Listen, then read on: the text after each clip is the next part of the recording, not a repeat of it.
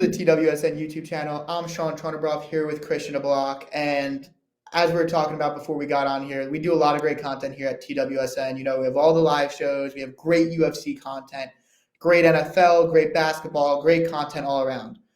But there's something I just wish sometimes we did more of, and that's talk some soccer, and that's why Christian and I are here today.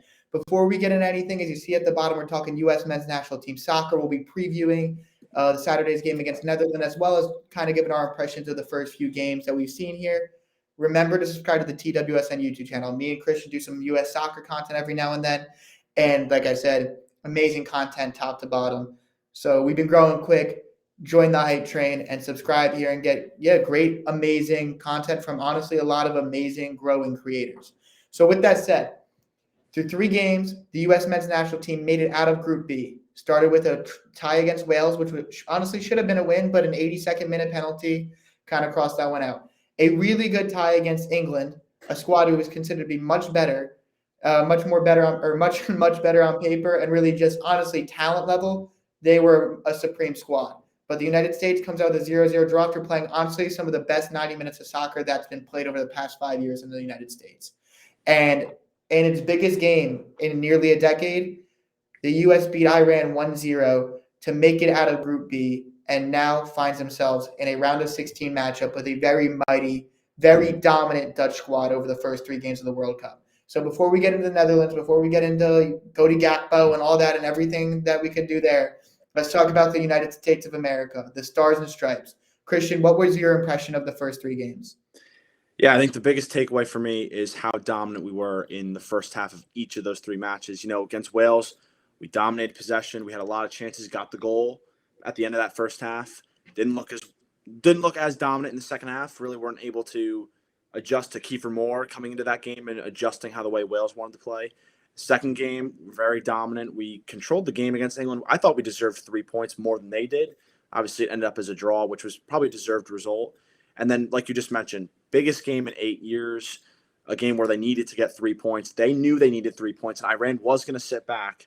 They find the goal, and they find a way to hold on in the end when Iran started pushing numbers forward. So the biggest thing for me is how dominant they were, especially for a young squad. I think it's the 3rd youngest squad at the competition.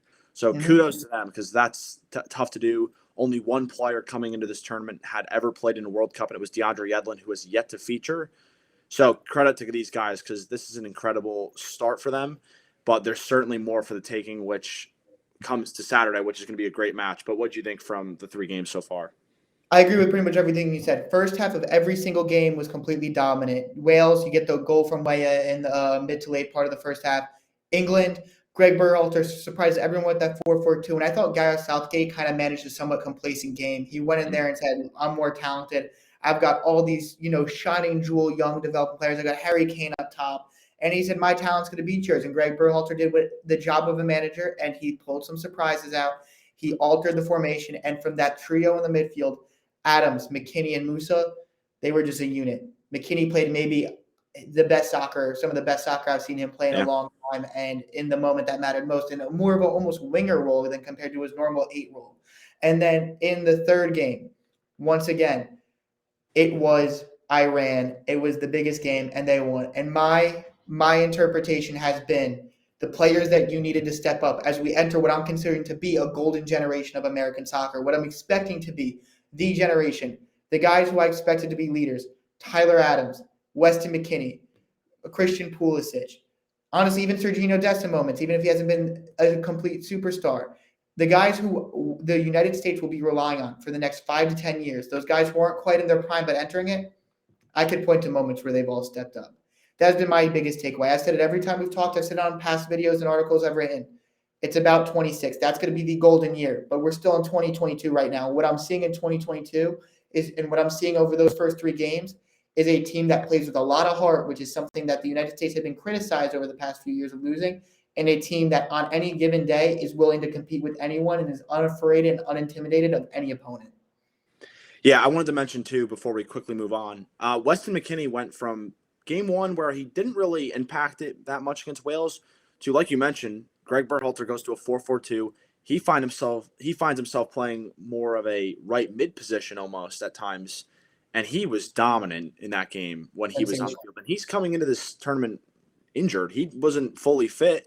He's only been able to play 65, 70 minutes, which we may see increase against the Netherlands. We may not. But his development, and you mentioned it with all the young players, they've gone from playing in that Wales game to then developing into an England's game. And then we see other guys step up in the Iran game. So it's been great to see from all the young guys. Yeah, completely. And I just kind of had this thought. I think I put it out on Twitter the other day. It was when you look at that goal, it was a short pass from Adams to McKinney. McKinney plays that beautiful long ball to Dest. Dest heads it across to Pulisic. Those are like the four pillars of the rebuild. Those were the first four pillars that really came in, and they were like, those are the guys. Those are the European stars that you've been wanting. Adams, great in the Prem. Pulisic, Chelsea, Dortmund Academy product. Dest at AC Milan, has played at Barcelona, came through Ajax. McKinney, Schalke to Juventus. Those are the pillars of the rebuild, and in the moment where you needed it most, all four combined for a moment of magic that pushed it across. But the block, if we're going to look at what, if you could point out one or two guys, who has really stood out for you the most, or who's the person where you were like, that is the guy that you really feel like deserves the praise more than anyone else? One guy I want to mention before I move to the most notable guy is Tim Ream. Tim Ream has been everything we could have asked out of him. I mean, he played in one World Cup qualifier game against, I think it was El Salvador in the opener. Didn't play in the rest of the games. Wasn't involved at all. Comes back into the team as a 35-year-old and hasn't put a foot wrong in 3 games. He doesn't have the pace at this stage of his career, but he is so smart as a defender of where he needs to be, when to push forward, when to push back. So great for him. And also, I think I have to quickly mention Christian Pulisic. He's coming to this tournament with so much criticism. So many people are so interested in to see if he can actually play at the level he's supposed to play at for Chelsea, and he's done it. You know, he's missed some chances at times, but he has a goal and an assist, and the biggest goal of his career so far. So credit to both of them, but I want to see who you mentioned. I'm going to go with the guy who I think you probably know. I'm going to go with. I played soccer most of my youth life. I was pretty average, but there's one thing I know, and it's I know when I see great goalkeeping, because I've seen it and I wanted to be a great goalkeeper. And Matt Turner has been flat out sensational. I mean, you could see the development in his foot skill from when he left the MLS just in a few months at Arsenal. Much more confident, much more crisp on the ball. But against Wales, makes the big header save. Sure, he didn't stop the PK. That's fine. Gareth Bale, he can hit a ball 130 miles an hour. Yeah. But against England, the big save, I believe it was on Mount, the big diving save to end of the first half. Save.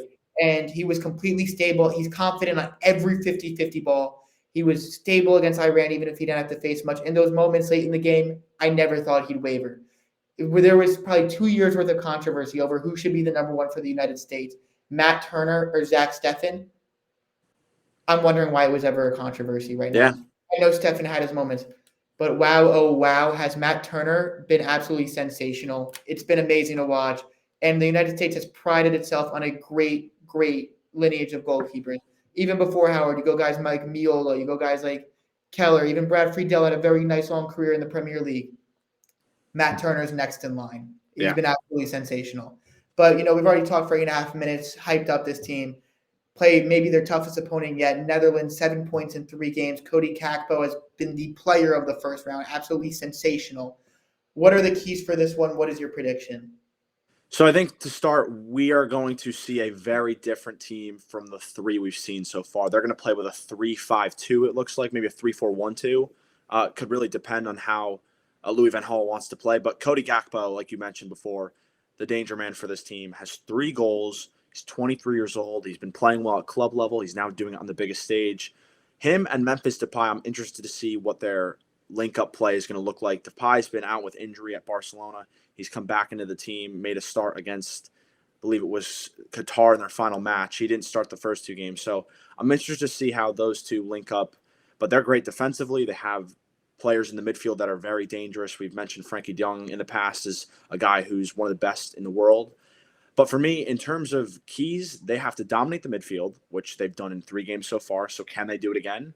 That's going to be a big thing for them. Also, a key guy and a key matchup is Timothy Weah versus Daley Blind. Daley Blind does not have the pace to match up with Timothy Weah. If Weah is efficient, if he takes his chances, he puts balls into the edge of the area where maybe see Josh Sargent, who hopefully is fit.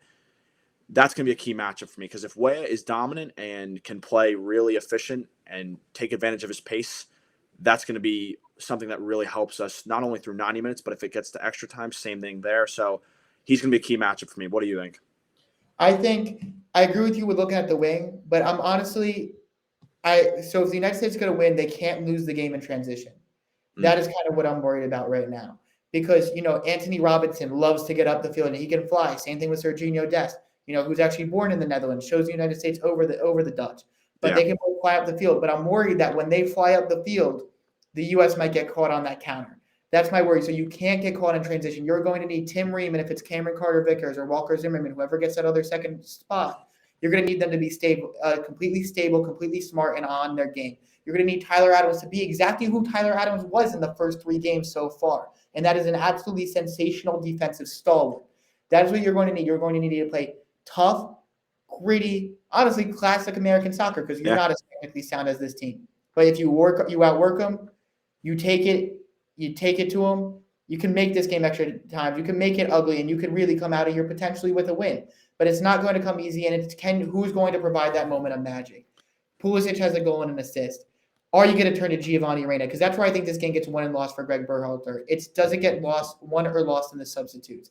There's a couple guys I'm worried about in the Netherlands. Wout Weghorst or whatever, their backup striker. Yep. He played twice, 6'6". You talked about how they struggle with Kiefer Moore against Wales. He's 6'5". I'm worried about him a little bit. But nonetheless, you need to dominate the game in transition, or you need to at least not lose in transition. You need to win the battle in between the possessions, and you need to be dominant in the air, and you need to be willing to make it an ugly soccer game. You can't be scared of getting yellow cards. You can't be scared to commit fouls. And when the opportunities come your way, the United States, they want to find themselves in a quarterfinal game in the World Cup for the second time ever and the first time since 2002. They need to play clinical soccer. Absolutely. Yeah. Well, and quick prediction before we go. I'm going to be honest. I would love to be the uplifting one here, but I think U.S. drops this one 2-1 in extra time. I'm getting flashbacks to Belgium 8 years ago, but I think it's going to be a good soccer game. I don't think they get dominated. This team's got too much heart, and I think Greg Berhalter has really proved himself as a manager over these past 3 games. But I will not underestimate Louis van Gaal's managerial experience and just the overall dominance and prowess of the Dutch side that I've seen. Yeah, it's tough to be the one that does be optimistic, but I think I have to be. I'll flip it up a little bit, but I think if they can keep the Netherlands away from scoring in that first half, it puts more pressure on them, and I think there are going to be counter-attack abilities and chances to come. I also think it goes to extra time, but I think they're going to sneak away with a 1-0 win. I think they'll be able to keep a clean sheet somehow. Just depending on the way they've defended so far, I think that's definitely possible. All right, you heard it here. I'm a pessimist. Christian DeBlock's an optimist. Remember, guys, subscribe to that YouTube channel because when Christian DeBlock is right, we'll probably be making a Final 8 preview for the United States. Thank you guys for listening. Hope you guys enjoyed the video. Subscribe to the Right Way Sports Network. Join the next wave of sports media and enjoy some soccer on Saturday.